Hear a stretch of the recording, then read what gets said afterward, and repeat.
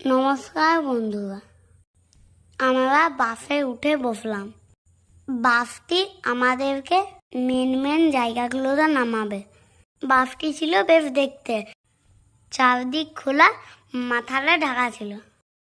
দিকটা দেখতে দেখতে আমরা যাচ্ছিলাম। প্রচুর সারি বাড়ি ছিল, সেগুলি দেখতে পুরনো, দেখে মনে হচ্ছিল কেউ থাকে না। বাড়িগুলো অন্যরকম দেখতে ছিল।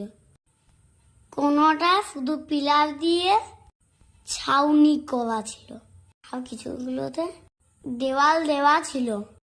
ভিতরে প্রচন্ড উদ্গরম ছিল, কোনো দোকান ছিল না। ও জায়গাটা জলের পরীক্ষা ছিল। জলের উপরে কিছু বোর্ড ভাসছিল। বোর্ডগুলো দেখতে লম্বা এবং খুব সুন্দর ছিল। পুরো জায়গাটা ভীষণ সুন্দর করে সাজানো ছিল, আর প্রচুর ছোট ছোট মন্দির ছিল, আর বুদ্ধিস্টের মূর্তি ছিল। যেহেতু সাবে ওঠার সময় ঘোরানো বন্ধ হয়ে যাবে, তাই এটাই ছিল আমাদের লাস্ট পয়েন্ট।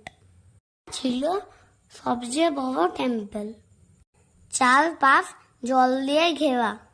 ভেতরে বুদ্ধিস্টদের মূর্তি ছিল, কিছু বসে কিছু দাঁড়িয়ে। মনে হচ্ছিল সভা চলছে।